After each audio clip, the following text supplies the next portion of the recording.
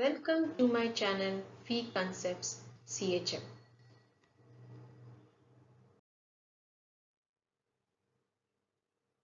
This is the first part of the series of superconductivity, where we will see experimental survey, occurrence of superconductivity, destruction of superconductivity by magnetic fields, and Meissner effect.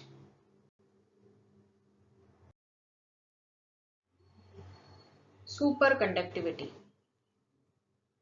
Electrical resistivity of many metals and alloys drops suddenly to zero.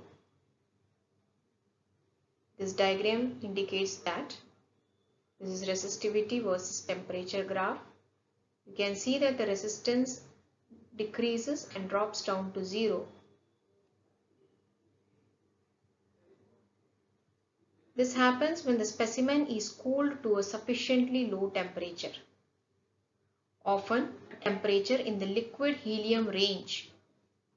This phenomenon is called as superconductivity. It was first observed by Kamerlingh Onnes in Leiden in 1911, 3 years after he first liquefied helium. At a critical temperature Tc, the specimen undergoes a phase transition from a state of normal electrical resistivity to a superconducting state.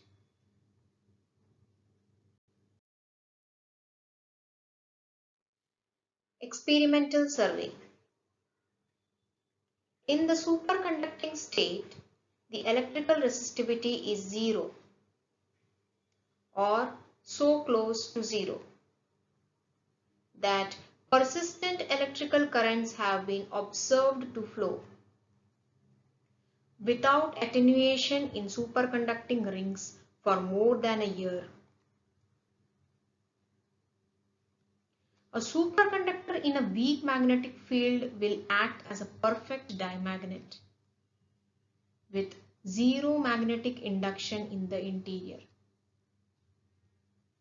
When a specimen is placed in a magnetic field and is then cooled to the transition temperature for superconductivity, the magnetic flux originally present is ejected from the specimen. That is indicated in this diagram. The specimen is kept in magnetic field and its temperature is reduced, so the magnetic flux present inside the specimen is pushed out from the body of the superconductor. This is called the Meissner effect.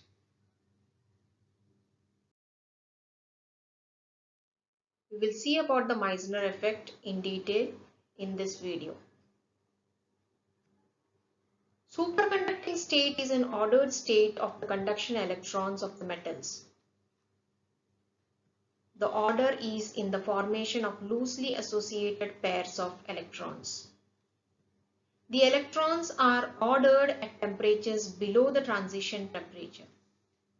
Transition temperature is also called as critical temperature. And they are disordered above the transition temperature.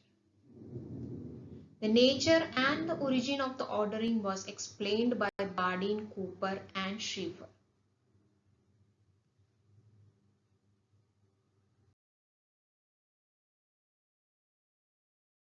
Occurrence of superconductivity.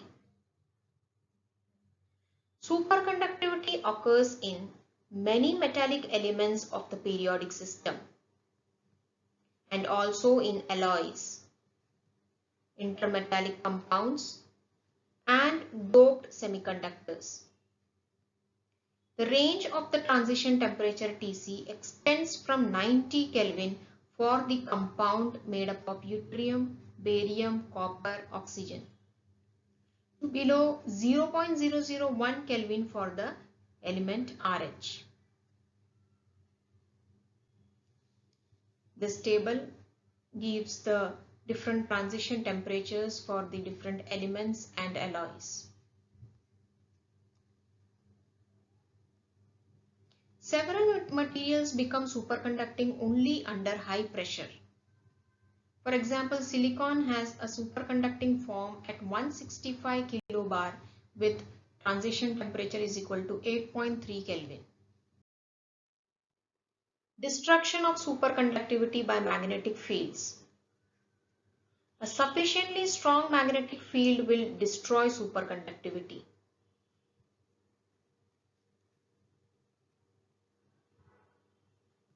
The threshold or the critical value of the applied magnetic field for the destruction of superconductivity is denoted by Hc, which is a function of temperature. At Tc, the critical field is 0, which can be seen from this graph. This is Hc versus temperature. So at the critical temperature, the critical field is 0. So Hc at Tc is 0. The threshold curves separate the superconducting state in the lower left of the figure from the normal state in the upper right. So this side, this is here the superconducting behavior is shown, and above the curve it acts as a normal conductor. Meissner effect. Meissner and Ochsenfeld in 1933 found that if a superconductor is cooled in a magnetic field to below the transition temperature, then at the transition the lines of induction B are pushed out. It is shown in this diagram. The Meissner effect shows that a bulk superconductor behaves as if B is equal to 0 inside the specimen. Persistent currents arise on the surface and circulate so as to cancel the flux density inside. So even in applied magnetic field, the flux density does not exist. Now if BA is denoted as the applied magnetic field,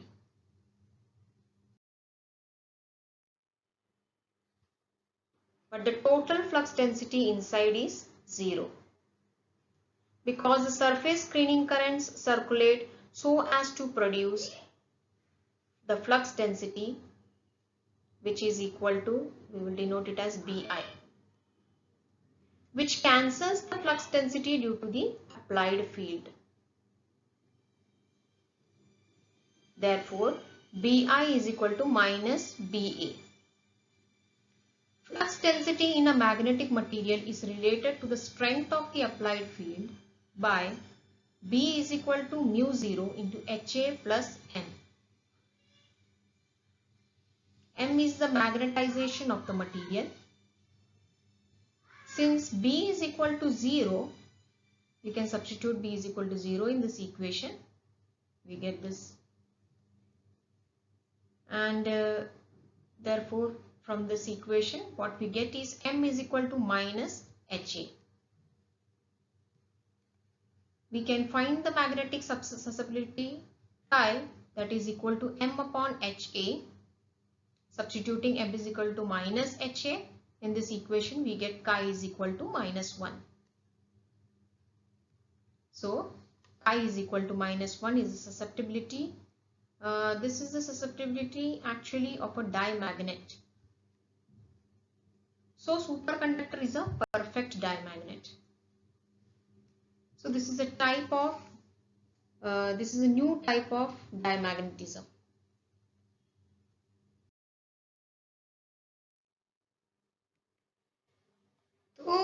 Though a superconductor is a perfect conductor as well as a perfect diamagnet, we will show that these two properties are not at all related to each other. From Ohm's law, we can write E is equal to rho J. Therefore, if rho is tending to 0 while J is finite, then E is equal to 0. Now from Maxwell's equation, dV by dt is proportional to curl E.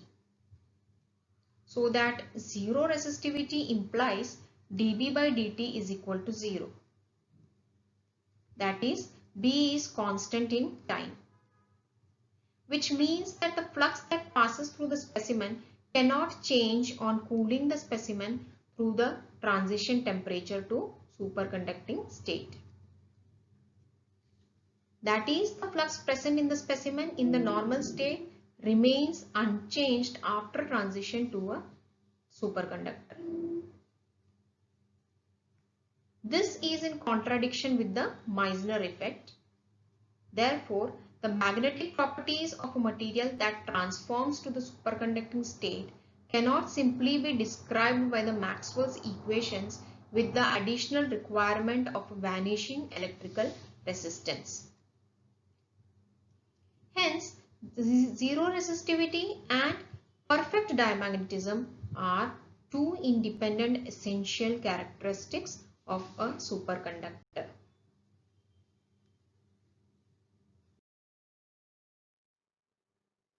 Thank you for watching this video.